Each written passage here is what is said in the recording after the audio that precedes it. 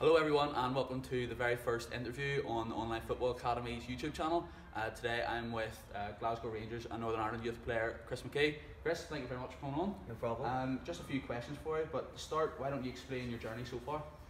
So pretty much I started off as a young boy coming down the mini soccer at Carrick Rangers, and then once I played a year up, and then once I finished my first under 11 season with Carrick, I got scouted by Linfield and then I moved on to Linfield.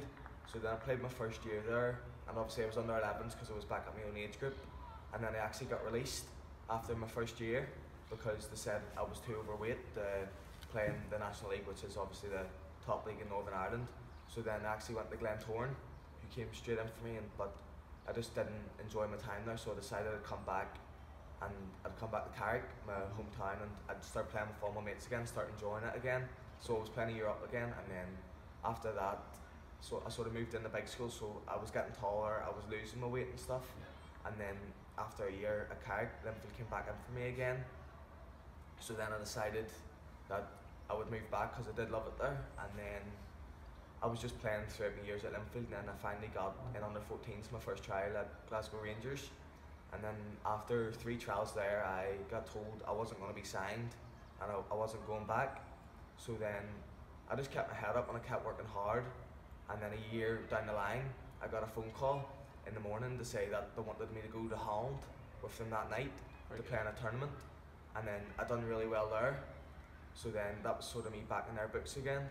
And then I played for County Antrim in the Milk Cup, and we ended up winning it. And I had a really good tournament. I got County Player of the Tournament, I got top goal scorer of the tournament. And then that's when Rangers decided to offer me a contract, and then I decided to accept it. Brilliant.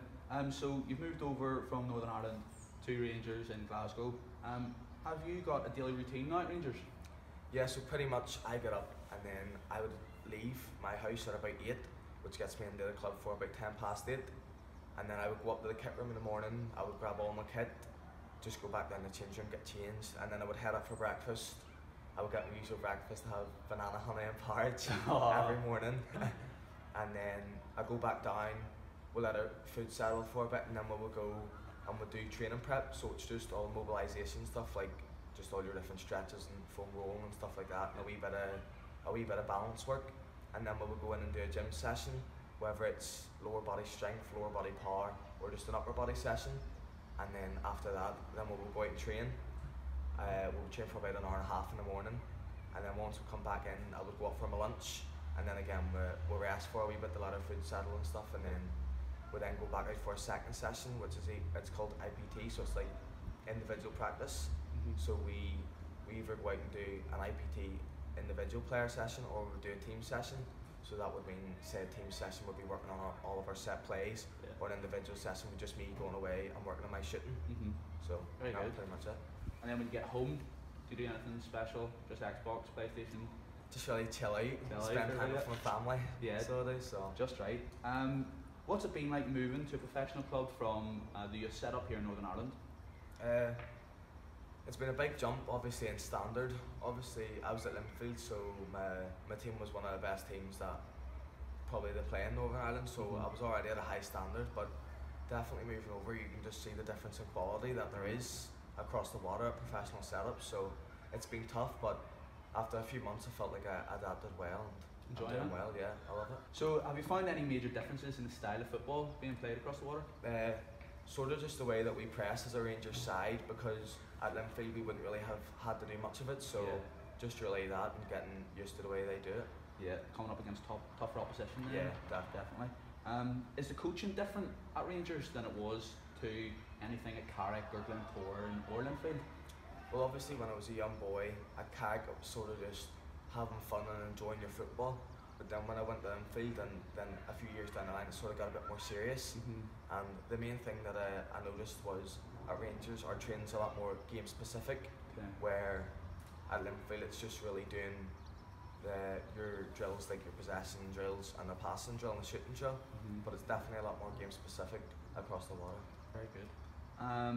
What is the coaching style like at a professional club? It's a lot higher intense because they want you to get as much physical aspects out of the session as they do technical. So that's the main difference. That's very good. What's it like playing for your country? It's amazing. see when just putting on the jersey, and then obviously I've scored a couple for them. It's definitely one of my best feelings. Very good, very good. Proud family then. Oh, aye. Yeah, definitely. Do you find there's any differences between club football and country football? When I was at Linfield, I felt going to play for my country against different countries was a lot harder. But since I've moved to Rangers and I've obviously been playing with better players every day, and I've been playing against better players most weeks, I feel like it's really helped me that now when I go into my international games, I feel a lot more confident that I can sort of deal with the ball a lot better against top opposition. Taking more responsibility then? Yeah, definitely. Very good. What are your aims and goals for the season coming up? For the season coming up, I would like to be one of the main players in the under-18 team, and then get called up the reserves often enough, and then I would like to be trained with the first team by the time the season ends. That's brilliant. And what are your aims and goals for your career? Well, obviously my dream is to play at Ibrox and make my first team debut at Glasgow Rangers, but I've always said that if being at Rangers sets me up for making it somewhere else and making a living out of the game, then I'll be happy. Very good. If you could go back and give 12-year-old you any advice, what would it be? Just to never give up and don't let the setbacks put you down, just to keep going. Very good. What's the best advice you've been given? Don't take the highs too high and the lows too low. Can you sum up your career so far in 3 words? Challenging, amazing, and unexpected. What advice would you give to any young player? Just to keep working hard no matter what happens, because there might be setbacks, but you've just got to get through them. Good. And any advice for any coaches out there?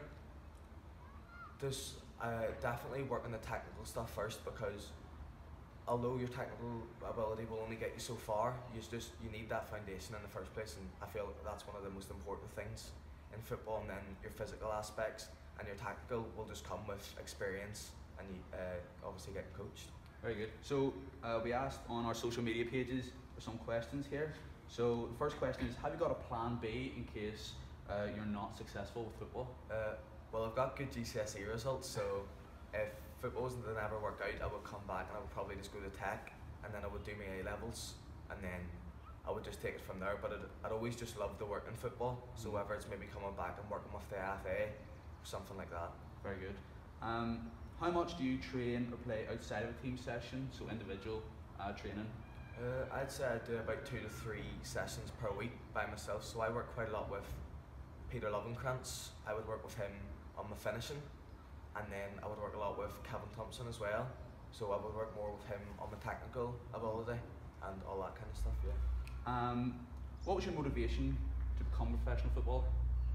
I just really grew up loving the game and just playing it every day with my mates, and then once I sort of got the under 14s and you hear of people going on trials and stuff, it sort of becomes a bit more serious, so you're then wanting to impress more, and then when you go on trials and you see the facilities that the likes of Rangers have, that really gives you your motivation to want to become professional football. And a last one, do you know how many matches you've played and goals you've scored so far?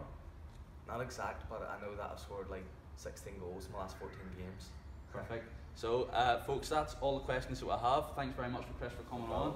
Make sure to like the video, subscribe to the Online Football Academy, and make sure you keep an eye out for this man in the future anyway. Thank you very much.